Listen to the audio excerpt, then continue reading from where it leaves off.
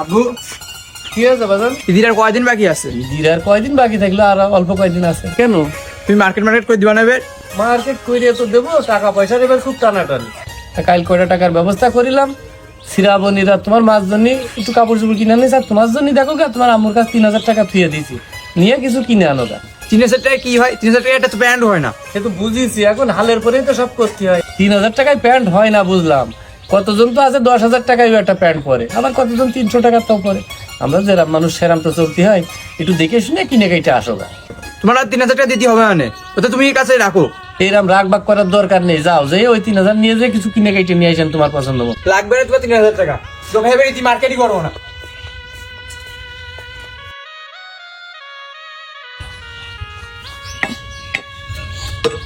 ভাইয়া সবসময় আম্পুর সাথে আরাম করে, যাই ওর কইয়া তো আসি। 3000 টাকা দিচ্ছে এসে তোর, যেখানে 10,000 টাকা মার্কেট হয় না সেখানে 3000 টাকা দিচ্ছে। 3000 টাকা কি হয়? আলে নিজে কিনুক গে 3000 টাকা দিয়ে। কবে বা দেখা হলো একবার ও প্রত্যেকে দিয়ে এক কাহিনী করে। ভাইয়া ভাইয়া একটা কথা কব, কি কবি ক? আব্বুর সাথে আরাম করো গে। কেরাম করি? হ্যাঁ তোমার তো 3000 টাকা দিয়েছে, মানুষ তো মোটাই হয় না, তুমি ওইটা দিয়ে কিনতে পারো না, যাই তাই কিনতে হয় না।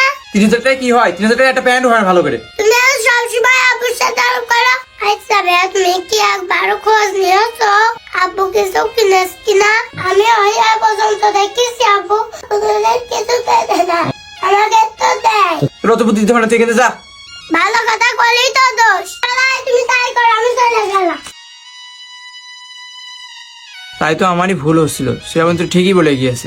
আমিও তো হয়ে দেখি এই পর্যন্ত দেখেছি যে আব্বু কিছুই কিনে নি, সবই তো আমাদের জন্যই করে, নিজের জন্যই তো কিছুই করে না। সিনেমাটাই তো আমার হয়েও আরো আব্বুর তো একটা গেঞ্জি হয়ে যাবে না, আমরা তো সাথে বড় লোকের ছেলেও না, আব্বুর কাছে যে মাপসে আসি।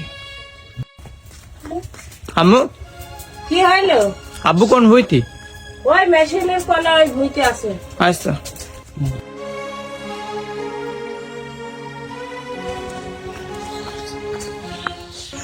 আব্বু কি আছে বাজান? আমি বুঝতে পারি সকালে যে আচরণটা করেছি সেই আচরণটা আমার করা উচিত হয়নি। পাগল ছেলে, তুমি যে তোমার ভুল বুঝতে পেরেছো ওতেই আমি খুশি, তা বলতে আসার কি আছে? আচ্ছা একটা কথা বলি, বলো। আমি হওয়ার পর তো দেখেছি কোনো দিন তুমি কিছু কেনো না, তোমার কিনতে ইচ্ছে করে না। বাবারে, ইচ্ছা শক্তি তো সেই দিনই মরে গিয়েছে যেদিন তুমি পৃথিবীতে এসেছো। কারণ তোমার দেখার পরে নিজের ইচ্ছা বাদ দিয়ে তোমার খুশি রাখার চেষ্টা করেছি। কারণ অভাবী সংসার, অল্প স্বল্পতে চলতে হয়, এর ভিতরে তোমাদের খুশি রাখতে হয়, নিজেও খুশি থাকতে হয়। আমার আনন্দ এখন সব তোমাদের ঘিরে। আচ্ছা আব্বু, আব্বু তোমার খারাপ লাগে না? পাগল ছেলে, কষ্ট হবে কেন? কষ্ট তো আমার তখন হয় বাবা, যখন তোমাকে দিতে পারি না, তোমাদের মুখটা কালো থাকে, মনটা খারাপ থাকে, তখন কষ্ট হয়। তোমাকে যতটুক পারি ততটুক দিয়ে খুশি করতে পারলে আমার খুশি।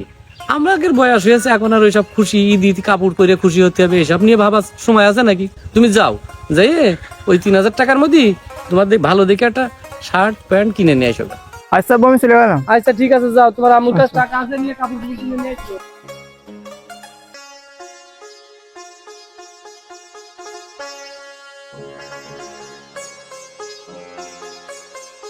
আব্বু আব্বু এই যে বাজান, একটু বাইরে এসো তো। আচ্ছা দাঁড়াও আসছি। কি হয়েছে বাজান? আব্বু এটা নেও তো, কি আছে এর মধ্যে? তুমি দেখো। এই যে শার্ট দেখছি, এই যে দেখছি লুঙ্গি, এসব কার? তোমার আব্বু। টাকা কনে পেলে? আব্বু ওই 3000 টাকার আমার একটা শার্ট একটা প্যান্ট হয়ে টাকা বেঁচেছিল, তাই তোমার একটা শার্ট আর একটা লুঙ্গি নিয়ে আসলাম।